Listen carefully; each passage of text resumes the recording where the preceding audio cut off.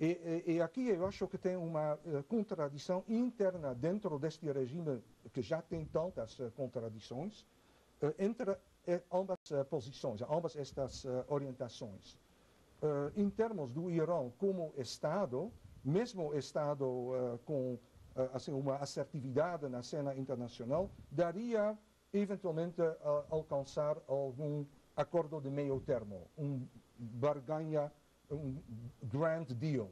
Será muito difícil, eu duvido que é tão fácil, mas não é completamente impossível. Com o Irã como elemento exportador de uma revolução que quer impor às populações do Oriente Médio, a outras populações muçulmanas, a eventualmente ao mundo inteiro, o regime da soberania de Deus na sua interpretação, acho muito complicado. Estou chegando ao final do primeiro bloco, eu queria deixar essa questão de pé, para a gente começar com ela logo mais, depois do intervalo, Abdenur.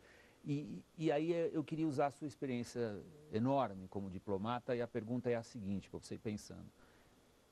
Está pronto talvez um cenário que lembraria, para quem gosta da história das relações internacionais, aquilo que foi o acerto entre as grandes potências após as guerras napoleônicas? Ou seja, a gente tem no Oriente Médio hoje, talvez ali pronto, um momento no qual diplomatas sentados conseguem talvez lidar de maneira racional com interesses?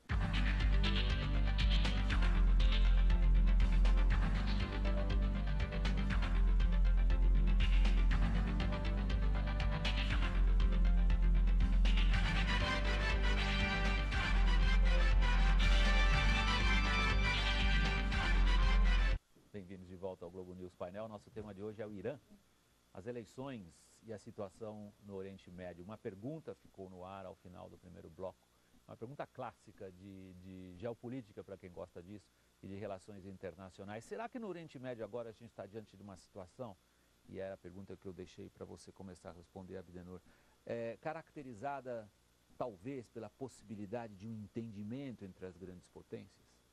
Ou não? Deixa eu contar uma pequena anedota minha, mas que, embora um pouco antiga, não deixa de ser relevante para o cenário atual. Eu estive 2 vezes no Irã. Uma vez como turista, eu tinha estado 2 meses na Índia, numa conferência, e voltando como turista, estive uns dias no Irã em 68. Antes da Revolução, portanto. 68.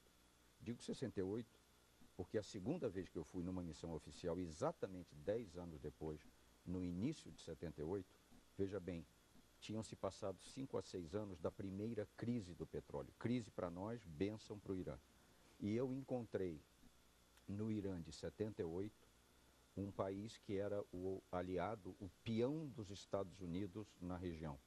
Eu fiquei impressionado porque no aeroporto de Teherã e de Isfahan, você olhava para a direita e para a esquerda e você via o que havia de mais moderno equipamento militar americano aeronáutico. O Shah gastou uma fortuna. O Shah ia agredir o Irã. Quando houve a revolução e o Irã se debilitou, o Saddam Hussein fez a bobagem de invadir o Iraque, o que deu origem a essa guerra terrível de 8 anos de duração, que serviu para consolidar a revolução nesse seu formato islâmico, né? A sua pergunta, eu diria o seguinte, não está dado ainda o cenário para um grande entendimento político, diplomático, geopolítico na região, mas está dado o sentido de imensa urgência para chegar a isso. E há 2 peões fundamentais nesse jogo, em posições contraditórias, que só os Estados Unidos, no caso o Obama, terão condições de manejar e aquietar. E que seriam? Irã e Israel. 2 governos que são radicais, cada um à sua maneira, e resistentes, por enquanto, a algum tipo de entendimento.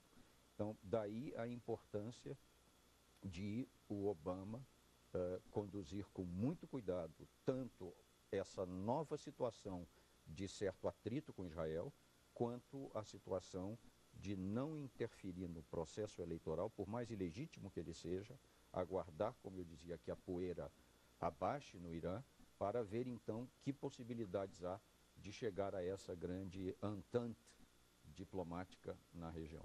Marcos, na semana que passou, a mim chamou a atenção uma reportagem do New York Times na edição de sexta-feira.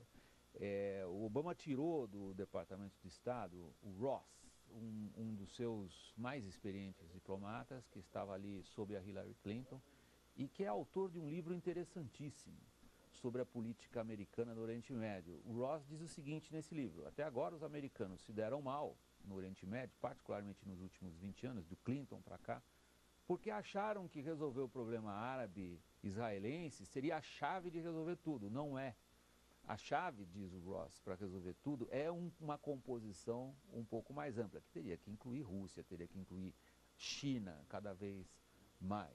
Está certo esse raciocínio na sua análise? Eu acho que sim, né? Acho que além de considerar outros atores também, talvez faltou um pouco, eu vejo assim, para os Estados Unidos, perceber que aquela região não é só árabes e judeus esse conflito, né? Porque temos ali diversas outras etnias, diversos outros grupos que estão também querendo o seu lugar ao sol, podemos dizer assim, no Oriente Médio, né? Por exemplo, algo que jamais pode confundir, eu vejo que o governo dos Estados Unidos muitas vezes criou essa confusão, é de que Pérsia é uma coisa, árabe é outra. Né, de que dentro de um Afeganistão há diversos grupos a mesma dos mais diferentes. Desde a época dos romanos, exatamente, por sinal, entre o Iraque e o Irã. Então, essa percepção da diversidade que tem essa região também pode ter sido um erro dos Estados Unidos nesse lidar com o Oriente Médio. Né? Acho que falta um pouco dessa percepção do quão complexo é essa região também. Né? Acho que os Estados Unidos podem aprender ainda muito mais com isso. E o presidente Obama ele deu um bom indicativo de que está querendo entender isso quando fez aquela mensagem para o Irã no Nowruz, né, que é o Ano Novo iraniano. Isso demonstrou que esse atual governo está atento a essas questões, que podem parecer simples, mas essas questões culturais afetam bastante esse relacionamento aí com o Oriente Médio. Né? Peter, será que os americanos, a Casa Branca, está caminhando para uma percepção, digamos, diferente do que foi até agora a percepção dos últimos presidentes americanos, e isso colocaria Israel numa posição secundária? Não acredito desta forma. Tem um repensar, tem claramente uma mudança de ênfase, mas eu acho que o ponto que foi destacado aqui foi muito importante, esta questão, o quanto é o papel, o peso do conflito Israel-Palestina no Oriente Médio, e isto é a solução do é uma condição para desenvolver algum acordo geopolítico mais amplo. Eu acho que sim e não. Você precisa, se você conseguir resolver o conflito entre Israel e os palestinos, eu acho que é resolvável, por mais que seja difícil. Se você consegue resolver isto, com isto o problema de terrorismo, problema de radicalismos islamistas não vai cessar, pois tem outras raízes também mais importantes. Mas, por outro lado, deixar este conflito em seu estado atual é quase um receito para mais radicalização e para uma contagião para grupos muçulmanos cada vez maiores. Então tem esta urgência, não porque seja o único, o mais importante foco do conflito no Oriente Médio, concretamente não é, questão dos curdos, questão da nuclearização do Irã, questão da estabilização do Iraque, nós podemos continuar. Tem outros problemas. Da segurança de fornecimento de petróleo. Exatamente. Darfur, no Sudão, com genocídio em andamento, mas em termos ideológicos que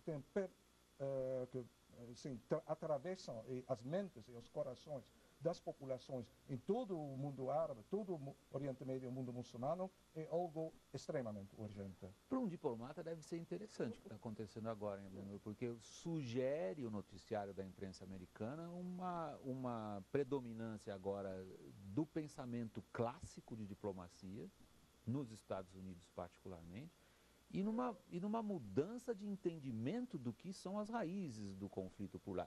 Se o noticiário da imprensa americana estiver correto, evidentemente. Nós não temos declarações oficiais do governo americano dizendo passamos a entender o Oriente Médio agora por outras categorias do que foi até agora o caso no Departamento de Estado. Como é que você vê? Não, eu não tenho dúvida, eu estarei dizendo uma coisa meio grosseira e simplificada, mas eu diria que nos 8 anos do governo Bush não houve diplomacia para o Oriente Médio. E o problema com Israel não era apenas os assentamentos. Quer dizer, o problema com Israel foi que o governo Bush se omitiu e deu carta branca a Israel para até o mal de Israel a longo prazo.